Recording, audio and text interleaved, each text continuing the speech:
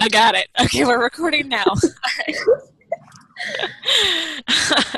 Okay, so welcome to Event Planning 101. This could be for event planning, but it also has a little bit of like project management added in there. So for those that may have a larger project than just a one-time event. But I primarily chose to focus on event planning. A lot of the resources that I chose, I got from Vista Campus, which is a resource that's available to me because I'm a Vista member. But conveniently, it's also available to you guys. You don't have to sign in or anything. And then also my own experience. So I have a lot of experience with event planning just from when I was in school. And then as a Vista, I was pretty much the event planning Vista for our department. And then I'm also running the logistics on a major event this year as a Vista. So we're hosting the Upper Midwest Civic Engagement Summit. And I'm in charge of, selecting the hotels and reserving rooms and making sure catering goes through. So I do have some experience under my belt. That's essentially what I was trying to get across here. So first off, when people think of event planner, I just wanted to share this little joke with you just to go through that. I do like the very last one where of what I actually do is just putting out fires. This could be a very theoretical thing. It might not necessarily be a real fire, but a lot of things go wrong on the day of. So. What to expect. I'm hoping that you guys after this will be able to recognize what a successful event is, not just an event that happened and was able to be finished. The importance of identifying community need first, valuing your volunteers and your partnerships, and then also just the importance of excellent organization, not just good organization, excellent organization. So first, before you actually even have your event, you need to figure out what your event goals are, and those must be made around your community problem. Then you need to decide an event audience. Audience is both volunteers and the people that are going to be attending said event or being a beneficiary of said projects. And then, of course, you have to find the right event for this thing.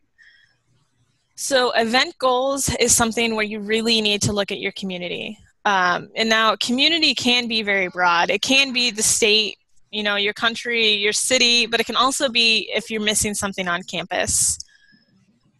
Is there a problem that isn't being addressed already by organizations? And this could be something where you can step in. A great example would just be with Natasha, who's chimed in for this presentation. She saw that there was a need for music therapy, and so she's working to, create something that will address this need for patients. So hopefully she's successful. We'll hopefully get an update from Natasha. But what's important when you're thinking about this, so you might be able to identify the community need, but you need to see and determine how your response will be different from other attempts. And is this duplicating someone else, or are you enhancing what's already being done? If there's already a food shelter in town, it might not be beneficial for you to create a second food shelter. However, you could host an event to boost their ability, build their capacity. So your event should just be a goal that involves your community need and what you're doing, and it should hopefully reach your goal. Oh, I did have an example down here. I'm real sorry about that. I forgot about that. So a student realized that the campus population was not informed on bone marrow matching. He or she decided the best way to do this was to bring a professional organization to the school to host a Be the Match campaign. Just so you guys know, a Be the Match campaign is where this organization Be the Match comes in and they sign up individuals to donate bone marrow. So it's a pretty serious, like when it's a campaign, they're really signing up for a lifetime thing of being a potential bone marrow donor. So the community need was the awareness of bone marrow and the lack of bone marrow donors. The response was to bring in a Be the Match campaign specialist because that individual, he or she didn't know anything about bone marrow, so it wasn't going to work. And so then the goal was just to bring greater awareness in number of donors. I am getting echoing from someone's computer. Do you want to mute Haley or Natasha? Or there's another person. Or Hope. I don't know which one it is. I don't hear it anymore, so whoever it was good.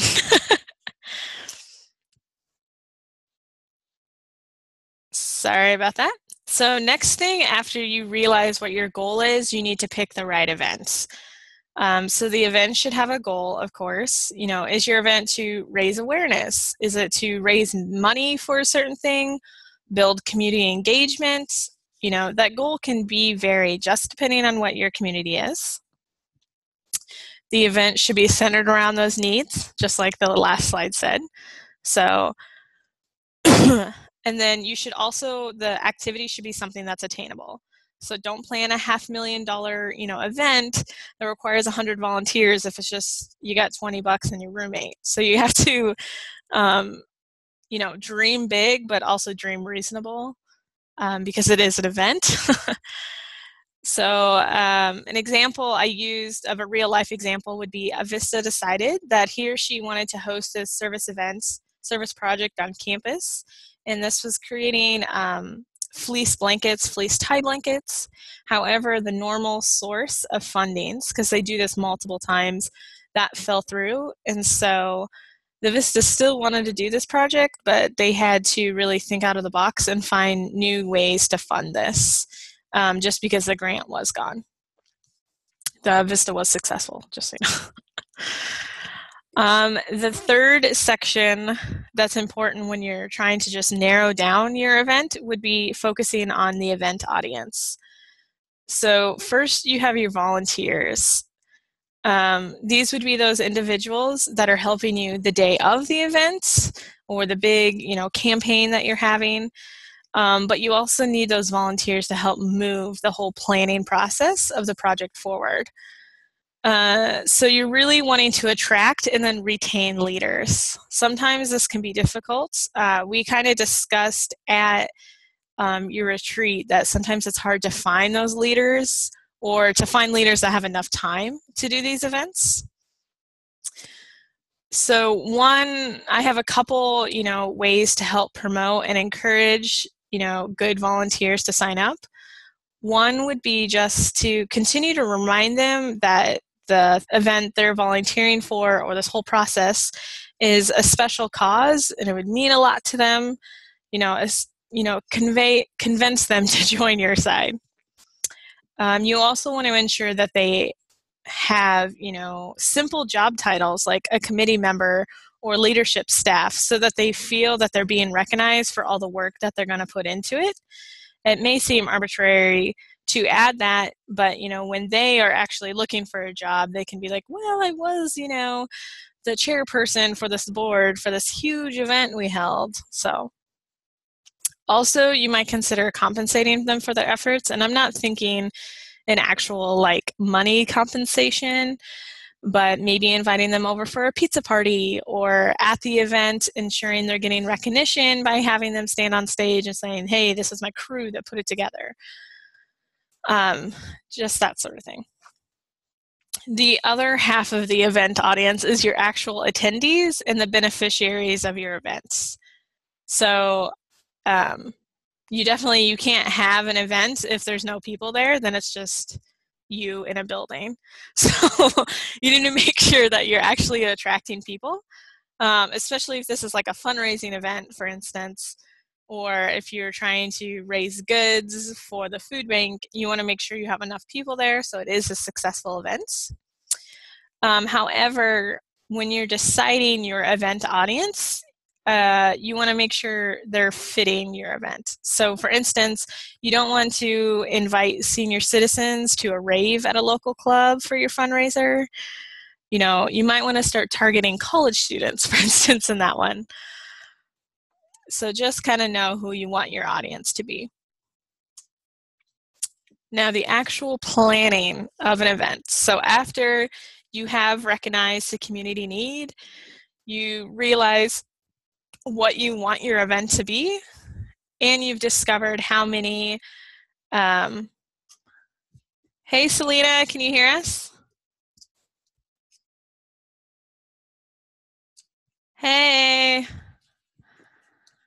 I'm not quite sure if she can hear us yet.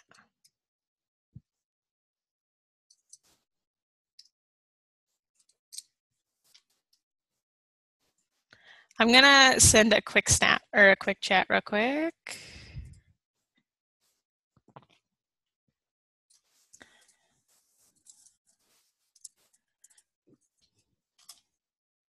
Hello. Okay, I just wanted to make sure.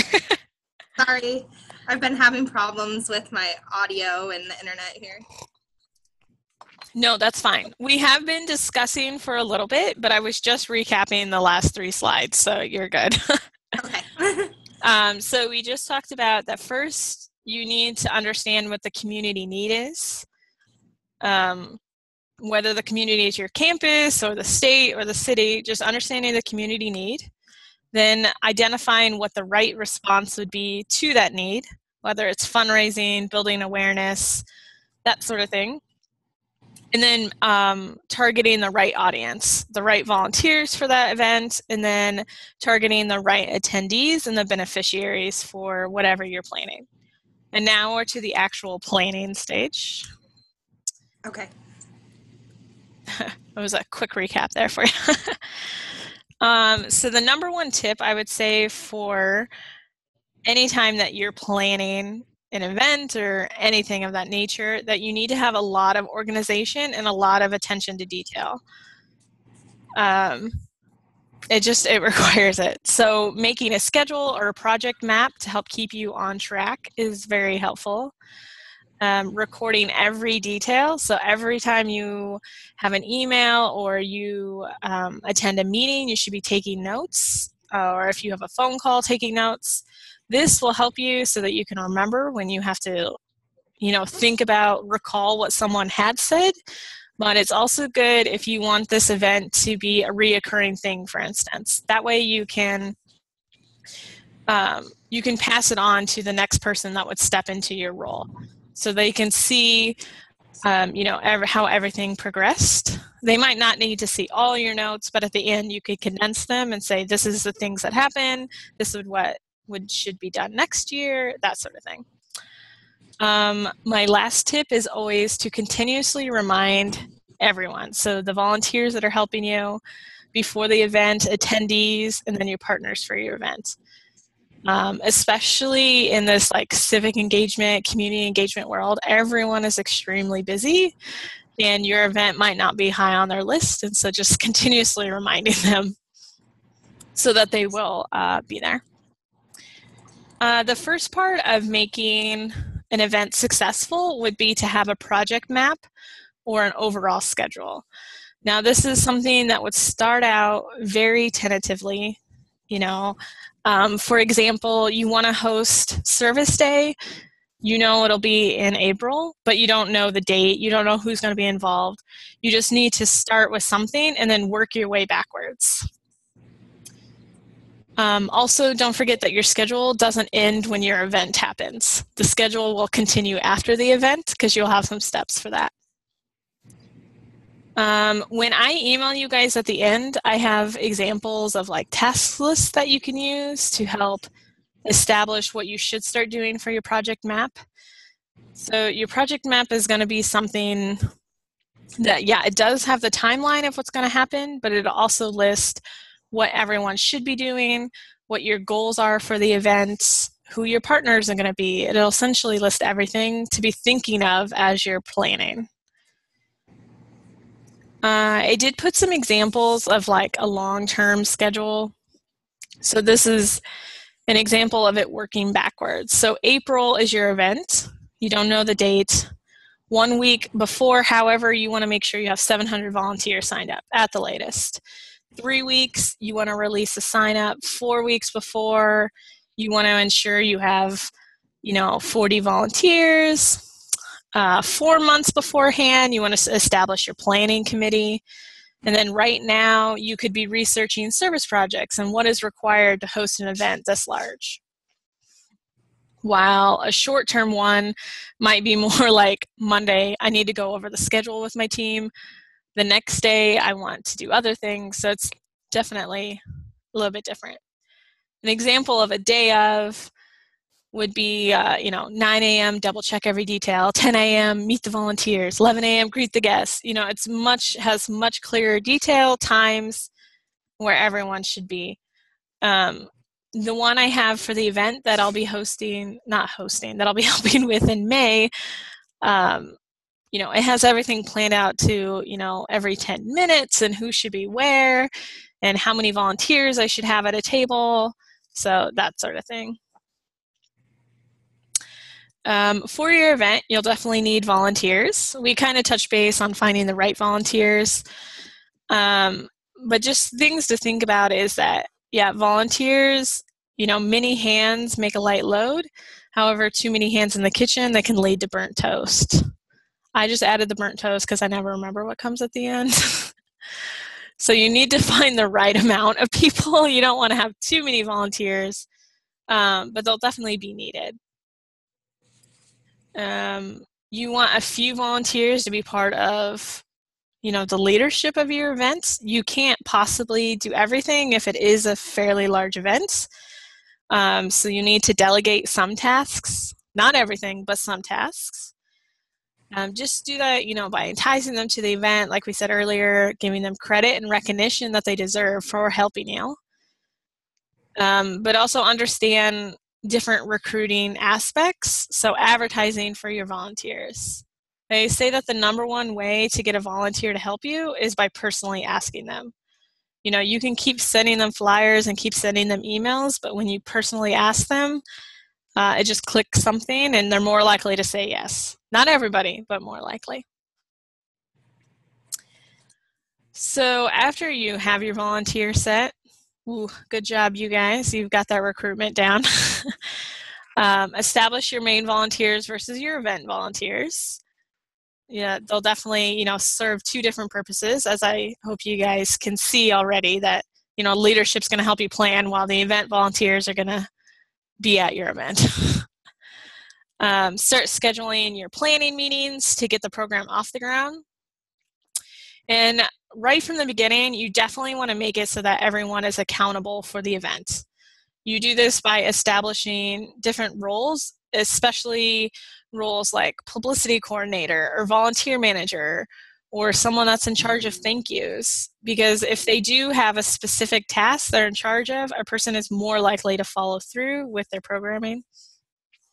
Unless if you just have a group of people that show up to a meeting and they don't have a task, or you just said, hey, I really wish someone would make a flyer by next week, the likelihood of it getting done, not too high, but if you do have a specific task for everyone, it'll be much better. When working with volunteers, you need to make sure that they are completely informed on every detail and the goals of the event. Everyone needs to know what's going on, and they need to be reminded of that. Help bring them back into the focus of the event. Don't forget that all volunteers need orientations and training. Maybe not the volunteers that have started that are helping you to plan this event, but the day of the event, if it is a larger thing where you have volunteers, don't forget that they also need to be completely informed, have their details, understand what's going on. Another aspect is funding.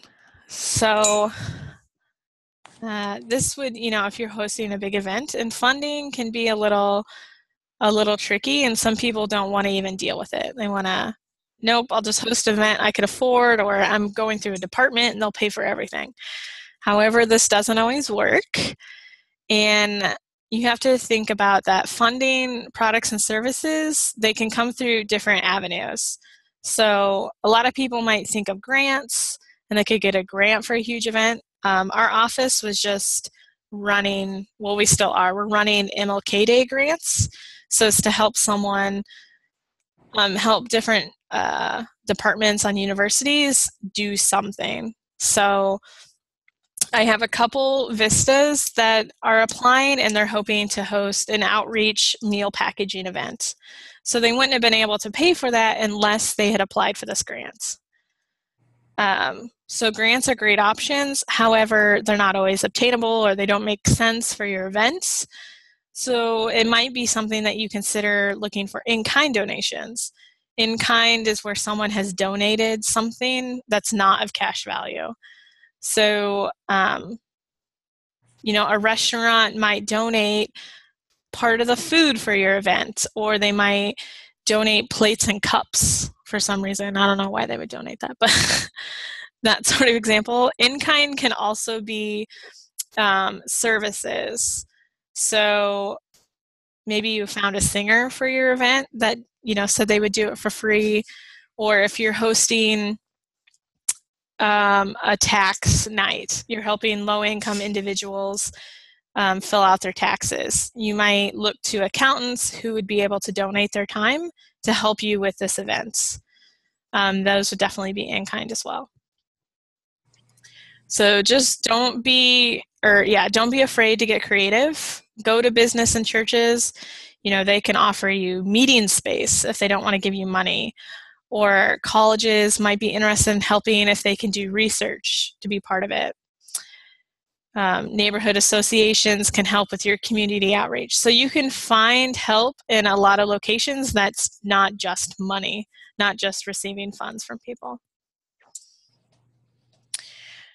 Another part of that, it goes hand in hand with finding funds, but just look for partnerships. So look to that community that you are seeking to help, whether it's on campus or, in the city. You want to find other organizations or other companies that would be willing to work with you. I would say mainly because everyone goes cray. That was supposed to be crazy over partnerships. I don't know, people just like them. Grants like it, newspapers like it, city officials. It gets more people involved because there's a lot more of a buy-in for this event that you're hosting. And the partnerships don't have to be based in money. An example is Oxfam Hunger Banquet was hosted, and the person that was hosting the banquet could easily have done this solely on the campus. They didn't need anybody, but they thought it would be nice to reach out to another organization. And so they reached out to the local art center. And the art center might not be something that's connected to this department, but they were really interested in partnering. And so what they ended up doing is they talked together, and this art center decided to donate 100 bowls. So they made clay bowls and glazed them so that people could take a souvenir home from attending this event. And the bowls said Oxfam Hunger Banquet, that sort of thing.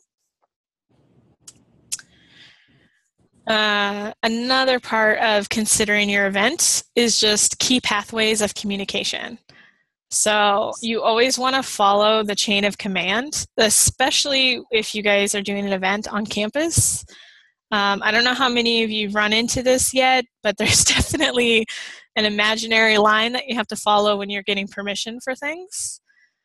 However, if you look to mentors who have experience planning events, especially like on your campuses, they will definitely know where to go. If you don't have a mentor like that, it'll just start to become, you need to research who you need to rent a room from, and then start reaching out to them and following the proper procedures. So if you're hosting an event in the city, do you need permits? Do you need to pay someone? I do have an example of that. Actually, when I was working last year at Central, I wanted to host a volunteer appreciation dinner. And I was like, let's have a picnic in the park. Well, I found out that you can't just have a picnic in the park. You have to reserve a spot under one of those shelters. Just someone told me offhandedly. And so I, contacted the city of Pella, and I figured out how to do everything, paid my fees. We had an event outside. So just following the key, those pathways so you don't get into any trouble that way. Oh, look at there. Example of good communication. There is bad communication, um, and that leads to just miscommunication. If you're not letting people know you're doing stuff on campus or doing stuff in the community, then things might get double booked, or you don't actually have a space reserved for you. People might misinterpret what your event is. If you're having, a drum solo bash, people might think you're just a bunch of hooligans beating on drums, but really maybe you were supposed to be raising money for the music department. So just think about that. Another major part of your event is advertisement. So you need to communicate through a variety of avenues. If when you do start going to like the newspaper and even the school newspaper, your local agencies, you need to give them enough warning. So inform them early. You can even make it super easy on them and go ahead and write a press release. I've attached a like how-to video on how to write a press release and examples of press releases. So you guys will have that. I won't go through it just because it's already attached. You can't see it on here, but I will be sending an email to you guys. Definitely advertise with your local organizations or departments on your campus, just so a variety of people know. Of course, use social media, traditional flyers, and word of mouth is extremely important. Going back to like the local organizations, this is where partnerships can definitely come in handy. So if you're already partnered up with a couple organizations, then you can, build off of their network of people that they already know and, tap into some of their good sources. One little tidbit to keep in mind is of your planning committee, if you have one, you should designate one spokesperson that will be, or one person that will be the spokesperson for your media campaign. It'll just be easier if people start asking questions. They can always be directed to one main person and people don't get confused and there isn't mixed media. I included a few tips just for advertising when you are. If an event is big enough that you want to put out Facebook ads or, a Facebook event or even posters, just be aware that you should use consistent designs, some that are pleasing to the eye, the font is clear, the message is uniform. If you are using huge images that you can read the words, make sure every detail is correct. You would hate to have a flyer that said your event was 2 weeks later, and then some flyers say the event was 2 days ago. And then also try to use logos whenever possible. So you can use the logo of if you're working with an organization or if you're working with a department, but also use the logos of your partnerships. So that's the whole point of partnering, is that you can build your reputation among everybody, and by partnering with them, you're helping them out, and it also builds on your audience that you could have. One thing to consider, if you are not an artistic person, consider outsourcing. Ask a friend or ask a colleague that you might be working with. Another option, if it is a much larger event, hold a contest to see who can design the best poster, or a Facebook event ad, that sort of thing. Or there are also just basic templates on like Microsoft Publisher, PowerPoint even has some, Microsoft Word has some. So rather than sending out something that you don't think is ideal, try to outsource if you don't own your own artistic. Not everybody's artistic. So the big day. Here's an example of what we have started for our event in May. It seems pretty far off, but we've already started establishing when people can arrive and when people should be going off to different areas. So it's just paying attention to detail is key for those. The day of, you really need to make sure that everyone knows what's going on. So there's clear instructions, clear times, You need to remember to continue to thank your volunteers, any of those partners that you have there, your guests.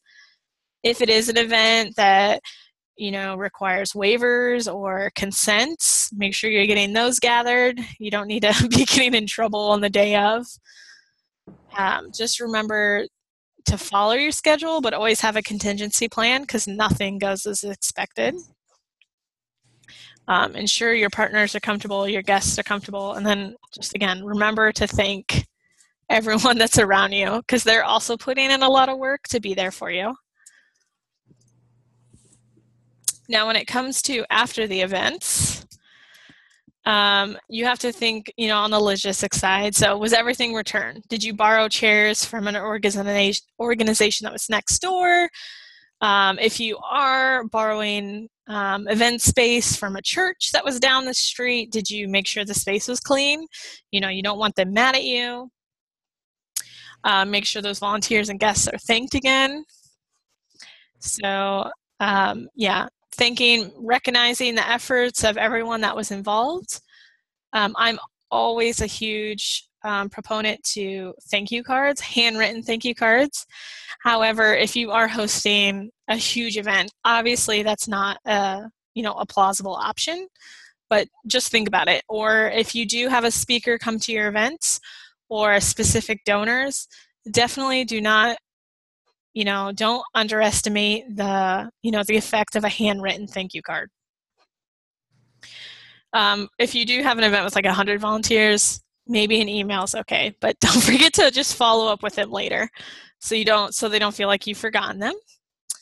And then it's also extremely important after the event that you reflect on it.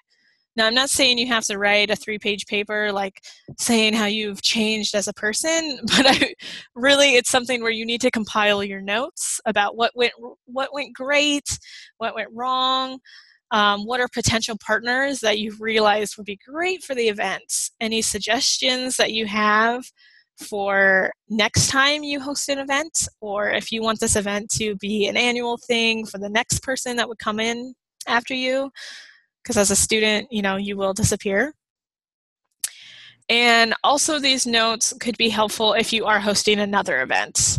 So it could be completely different, but now you know proper procedure for renting a bench at the park, or now you know proper procedure for hosting a parade. It just helps if you reflect on the things, but especially the do's and don'ts, just so you know what went well, what didn't go well, so you can see if your event was successful or not.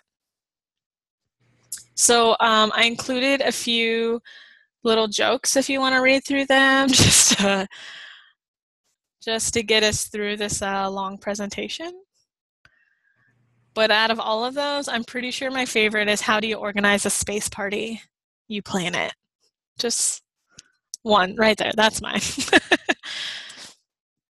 Okay, so I will be sitting out the PowerPoint, and so I wanted you to ensure that you had some of the sources I used. They were both on Vista Campus, but they were like 50 pages long. So essentially I was just condensing them. But I want to know, do any of you have questions or specific questions for your event that you want to know about? I will stop sharing so we can see each other's faces.